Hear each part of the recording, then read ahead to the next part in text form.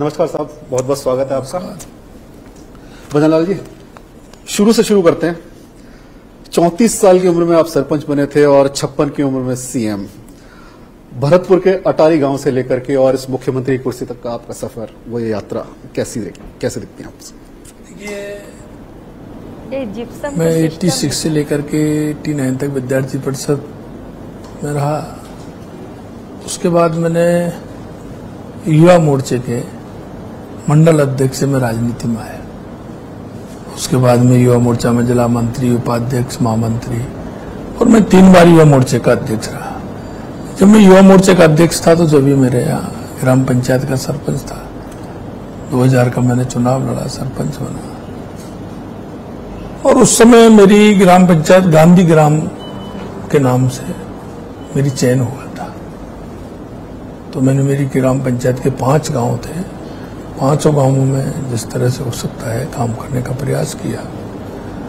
और मैं कह सकता हूं कि एक सरपंच बनने के बाद जो अनुभव आया, गांव के जो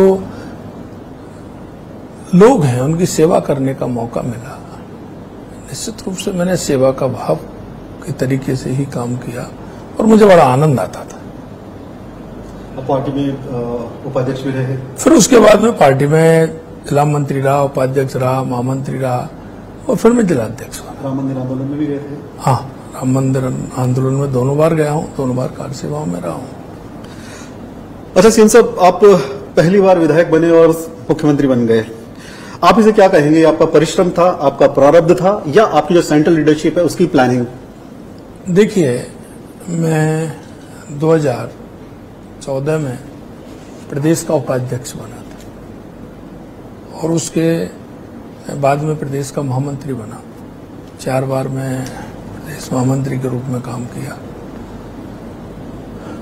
पहले भी मैंने टिकट मांगा, बात होती थी, लेकिन देखो पार्टी है जो आदेश देती है, लेकिन वो काम पूरी तरह से हमने किया।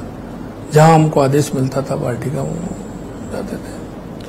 अब की बार सांगानेर से टिकट दिया, चुनाव लड़ा, चुनाव जीते।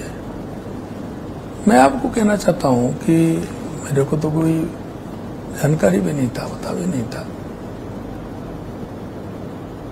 जिस दिन मेरे को बनाया, मैं निश्चित मानता हूं पार्टी ने जिस तरह से मेरे जैसे कार्यकर्ता पर भरोसा किया, निश्चित रूप से उसके लिए मैं धन्यवाद देना चाहता हूं मेरे शीर्ष नेतृत्व को, सभी को।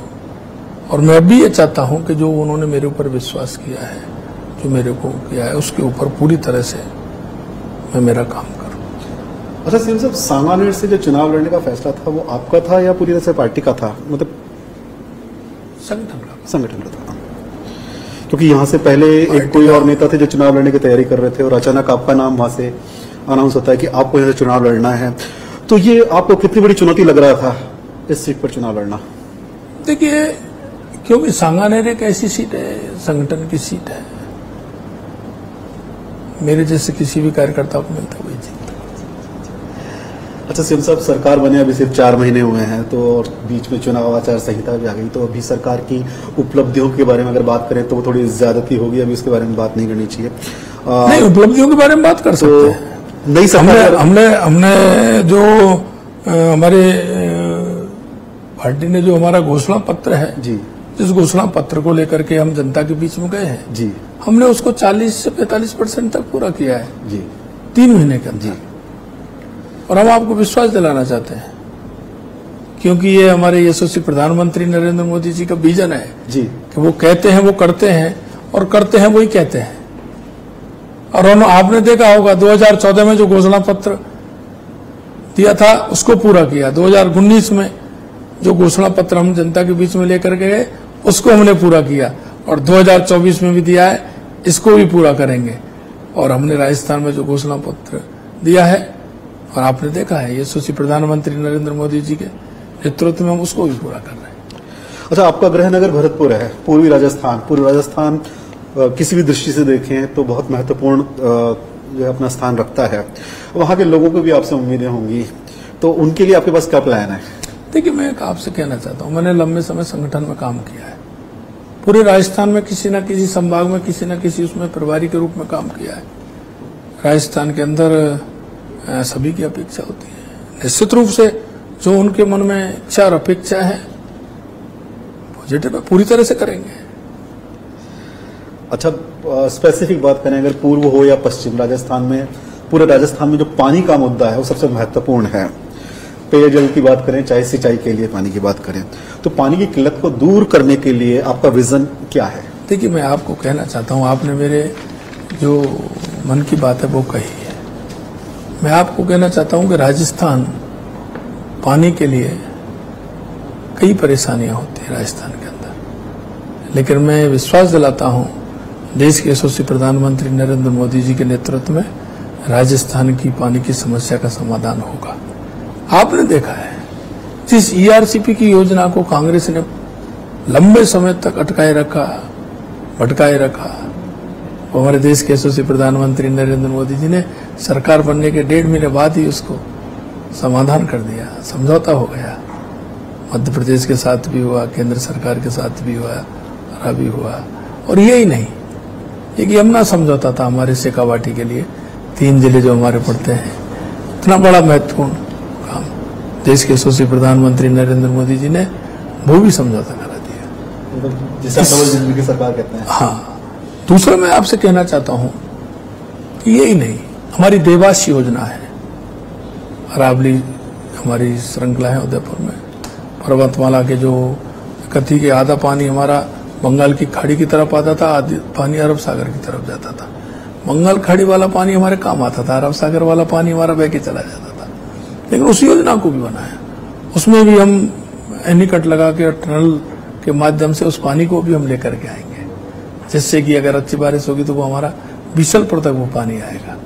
यही नहीं, आगे हमने नर्मदा का पानी भी हमारा जो सांचौर और जालौर के लिए मिलता है, उसकी भी हमारी योजना है।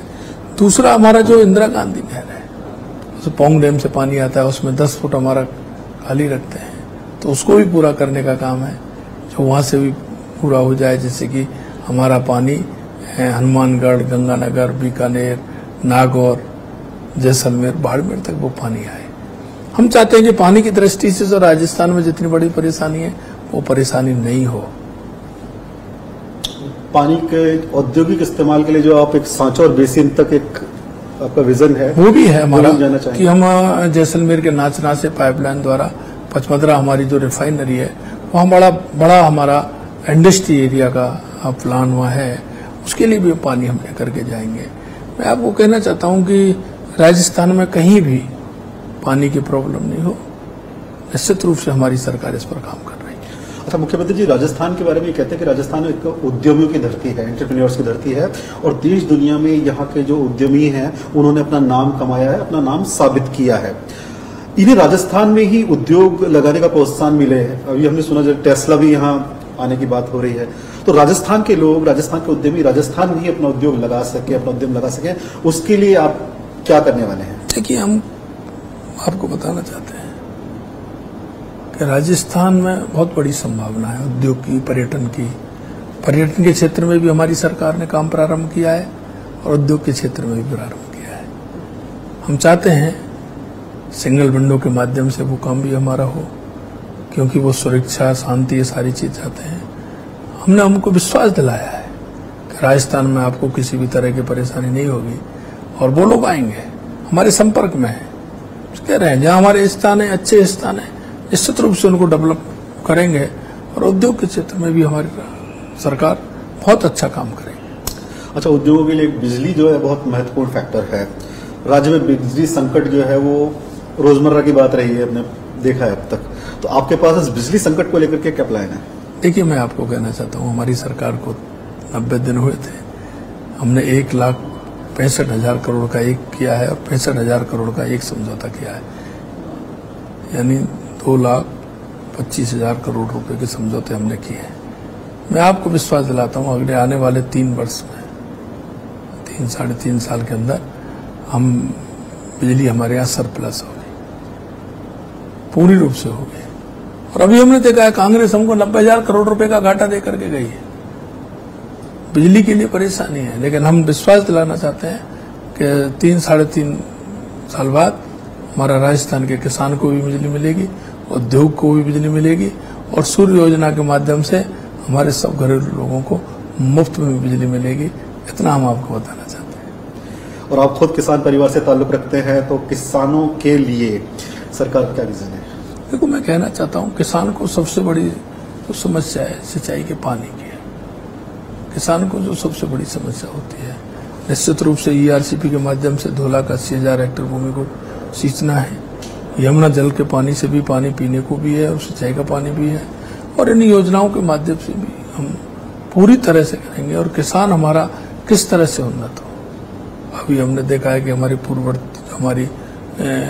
भाजपा की सरकार थी, हमने काम किया है।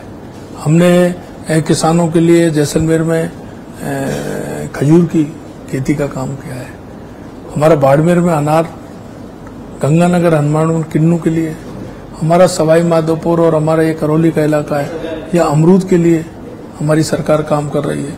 निश्चित रूप से किसानों के लिए हमारी सरकार पूरी तरह से काम करेगी। क्या है कि परंपरागत खेती है, उसमें बचत कम हो पा रही है, इसलिए हम आधुनिक तरीके से क्या हो सकता है, किसान की आय किस तरह से बढ़ सकती है, निश्चित रूप से वो सारी योजना हमारे पास है।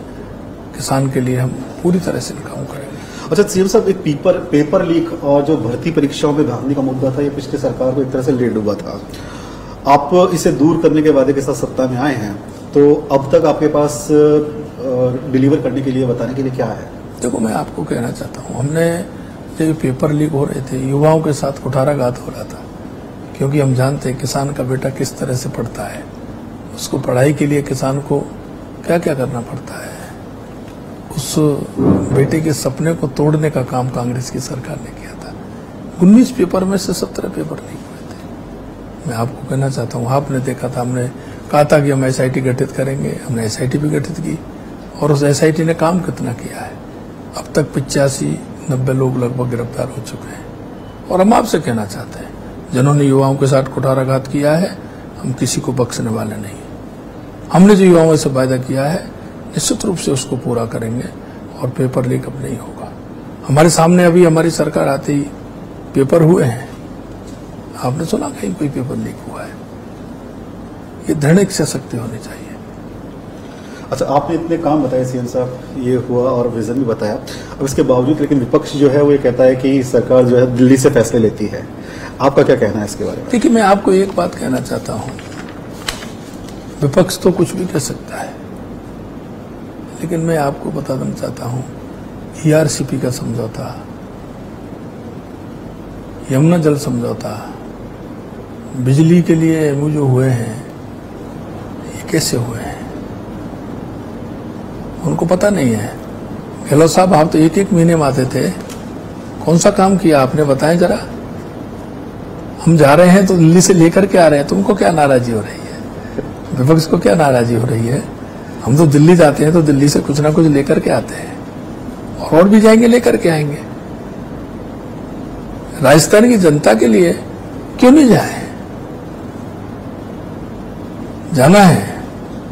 जनता के जो विश्वास किया है, उस विश्वास को कायम भी रखना है। ये राजनीतिक दल वो राजनीतिक दल नहीं है कि सिर्फ घोषणाओं का राजनीतिक दल हो। देश के यशस्वी प्रधानमंत्री नरेंद्र मोदी जी कहते हैं वो करते हैं, और करते हैं वही कहते हैं। अच्छा, मुख्यमंत्री बनने के बाद आपकी जो पहली बड़ी चुनौती, बड़ी अग्नि परीक्षा जो आ रही है, वो है लोकसभा चुनाव। इसको आप कितनी बड़ी चुनौती मानते हैं? देखिए, मैं आपको कहना चाहता हूं, राजस्थान में 25 की 25 सीट जीतेंगे। जनता का मोदी जी पर भरोसा है। मोदी गारंटी फैक्टर पूरी, उनको ये भी पता है कि मोदी जी गारंटी नहीं, गारंटी की भी गारंटी देते हैं। जनता को भरोसा है। 2014 के बाद देश के यशस्वी प्रधानमंत्री जी ने राजनीतिक दल और राजनेताओं का परसेप्शन बदला है। लोग आते थे, 5 साल में दिखते नहीं थे। आज क्या है? देश के यशस्वी प्रधानमंत्री नरेंद्र मोदी जी की विकसित भारत संकल्प यात्रा, जो उन्होंने 5 साल का विजन भी और उसका मॉनिटरिंग भी कि कितना काम हुआ और नहीं हुआ तो क्यों नहीं हुआ, और पूरा करना, ये उनका विजन है। तो जनता के बीच में जाना, वायदे पूरे करना, उसकी मॉनिटरिंग करनी, और उसको देखना कितने वायदे पूरे हुए। आज तक किसी ने किया है क्या? ये देश के यशस्वी प्रधानमंत्री नरेंद्र मोदी जी हैं जो एक एक बात का ख्याल रखते हुए जनता के उस विजन की भी सोचते हैं। तो सीएम साहब, जनता का तो भरोसा है, आपको कितना भरोसा है कि इस बार क्लीन स्वीप की हैट्रिक बीजेपी राजस्थान में करने वाली है, 25 की 25 सीटें लेकर के आने वाली है? देखिए, मैं आपको बताना चाहता हूं, पूरा भरोसा है। 25 की 25 सीट देंगे। 4 जून को जब रिजल्ट आए, जब आप देखना राजस्थान की 25 की 25 पूरी की पूरी सीट जीतेंगे और देश के अंदर एनडीए की 400 पार सीट आएंगी। ये क्लीन स्वीप का भरोसा वहां से तो नहीं आ रहा कि कांग्रेस के जो कैंडिडेट थे उन्होंने तो टिकट मिलते मना कर दिया था कि हम तो लड़ना नहीं चाहते, टिकट ही बदले उनके? देखो, मैं आपको कहना चाहता हूं कि किस तरह से कांग्रेस के लोगों को आना हुआ है और वो ये कह रहे हैं कि साहब हम तो लड़ना ही नहीं चाहते, टिकट वापस कर रहे हैं। उनको पता है, उनको पता है और उन्होंने देखा है। लेकिन हमें पूरा भरोसा है मोदी जी की गारंटी पर कि 25 की 25 सीट जीत करके तीसरी बार हैट्रिक लाएंगे। अच्छा, एक फर्क की बात करें कि पिछली बार बीजेपी जो थी प्री पोल अलायंस में थी, गठबंधन में थी, और इस बार कोई प्री पोल अलायंस नहीं है, बल्कि वो जो पिछली बार थे हनुमान बेनीवाल विपक्ष में है इस बार। तो क्या इसका कोई फर्क पड़ता नजर आ रहा है? देखिए, मैं आपको कहना चाहता हूं, भारतीय जनता पार्टी है, वही 25 की 25 सीट आने वाली है, किसी का कोई फर्क नहीं दिखता है। और कांग्रेस तो पूरे गठबंधन में करीबन जो यहाँ 3 सीट्स हैं उनमें गठबंधन पर हैं। उस गठबंधन के बारे में आपका क्या विचार है? देखिए, कांग्रेस तो अगर कोई चौथा लोग भी आ जाते, कोई वैसे लोग भी आ जाते गठबंधन करने को तैयार होते, उनसे भी गठबंधन कर लेती। कांग्रेस गठबंधन और ठगबंधन दोनों एक है। कांग्रेस को कोई विश्वास नहीं कर रहा है। अब देखिए, कांग्रेस जो सबसे बड़ी पार्टी थी, आज वो छोटे छोटे क्षेत्रीय दलों से समझौता कर रही है। उनका अपने आप में भरोसा नहीं है। जिनका अपने आप में भरोसा नहीं है, उनका क्या करेगा? आप देख रहे हैं किस तरह से लोग उनके भाग रहे हैं, छोड़ छोड़ करके जा रहे हैं। बिल्कुल, विपक्ष के कई बड़े नेता, मंत्री, सांसद, ये सब छोड़ छोड़ के आपके यहाँ आ रहे हैं। गहलोत साहब स्पेशली आरोप लगाते हैं कि आपकी पार्टी की तरफ से उनको डरा धमका कर एजेंसियों का दुरुपयोग करके यहाँ बुलाया जा रहा है। देखिए, ये गलत है। मैं आपको कहना चाहता हूं कि देश के यशस्वी प्रधानमंत्री नरेंद्र मोदी जी ने कहा, न खाऊंगा ना खाने दूंगा। गलत काम किया है तो उसको भी निकाल लूंगा। क्यों दर्द हो रहा है? आप जब गलत नहीं है तो क्यों डर लग रहा है? आप सच्चे हैं तो डर क्यों लगता है? मैं आपको कहना चाहता हूं, यह कांग्रेस ने इस देश में भ्रष्टाचार को जन्म दिया है। कांग्रेस भ्रष्टाचार की जननी है और आज भी उनके नेता भ्रष्टाचार करके ये काम करना चाहते हैं। मोदी जी के समय में यह संभव नहीं है। उन्होंने पहले ही कह दिया कि यह देश ऐसे नहीं चलेगा। एक तरफ कैसे लोग हैं आप देख रहे हैं और एक तरफ राष्ट्र को समर्पित लोग हैं, उनको भी आप देख रहे हैं। उन्होंने कहा भी है कि हम सनातन से प्रेरित होकर के भी आ रहे हैं, गौरव वल्लभ ने बोला था। तो एक बात बताइए सीएम साहब, अगर जैसे कांग्रेसी ये लोग यहाँ आ रहे हैं और उनको यहाँ पर महत्व भी दिया जा रहा है, टिकट भी दिया जा रहा है, आपको ये नहीं लगता कि आपका जो मूल कार्यकर्ता है उसमें कहीं असंतोष आएगा? देखिए, मैं आपको एक बात कहना चाहता हूं आपको, धीरे धीरे धीरे धीरे भारतीय जनता पार्टी इतनी बड़ी है, हमारे देश की संस्कृति है। उन लोगों ने कई बार ऊँट आए, कुषाण आए, इस्लाम आए, उन्होंने खूब बदलने की कोशिश की, लेकिन वो हमारी संस्कृति को नहीं बदल पाए। ये भारतीय जनता पार्टी उसी संस्कृति की है।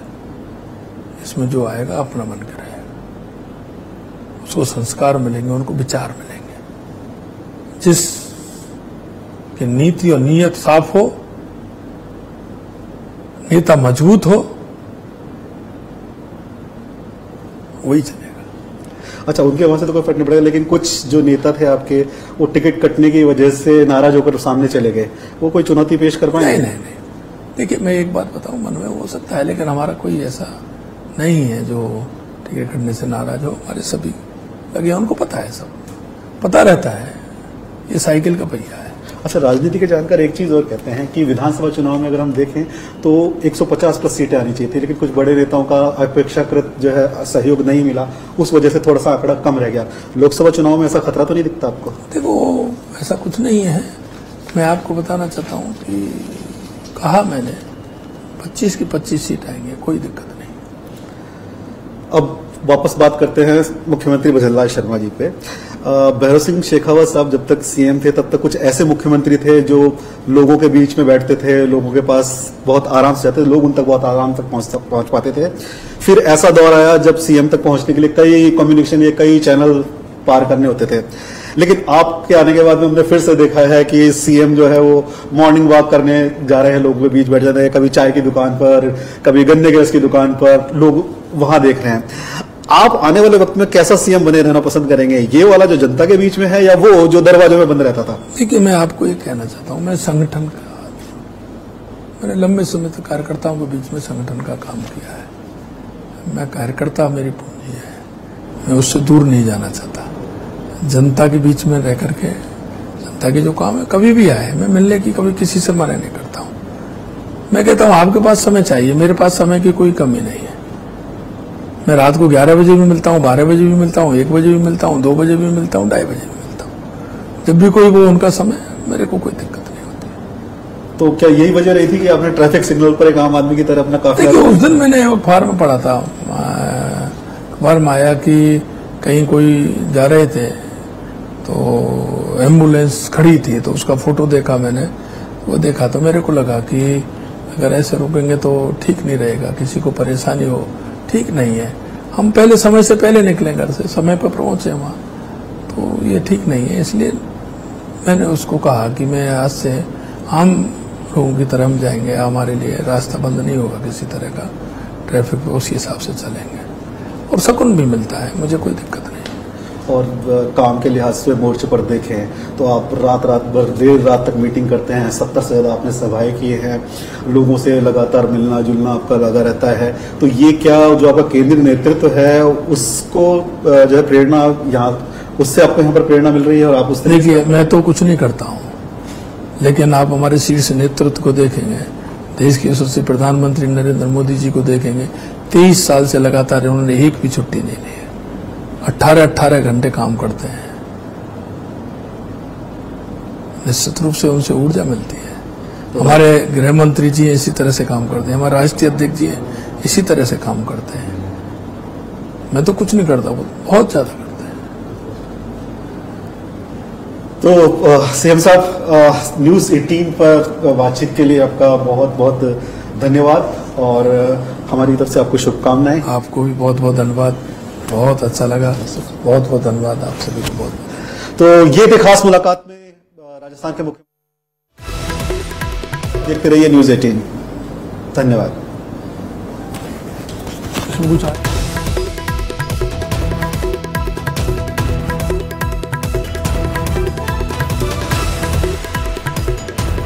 चुनाव से ठीक पहले मुख्यमंत्री भजनलाल शर्मा का सबसे बड़ा एक्सक्लूसिव इंटरव्यू न्यूज 18 राजस्थान पर आपने देखा, जहां पर सीएम भजनलाल ने अपना विजन बताया और जमकर प्रधानमंत्री नरेंद्र मोदी के काम की सराहना की और फिर से दावा किया कि हम राजस्थान की सभी 25 की 25 सीटें जीत कर रहेंगे। कांग्रेस को छोड़कर लोग लगातार बीजेपी में आ रहे हैं। उन्होंने कहा कि कांग्रेस डूबता हुआ जहाज है और यही वजह है कि लगातार बीजेपी में ज्वाइनिंग हो रही है। साथ ही साथ कई बड़े दावे भी मुख्यमंत्री भजनलाल शर्मा की ओर से किए गए, जहां पर उन्होंने कहा कि राजस्थान में सबसे बड़ा मुद्दा पानी का रहा है और हम पानी की समस्या का समाधान करेंगे। यहां रुकेंगे एक छोटे से ब्रेक के लिए, लौटेंगे फौरन।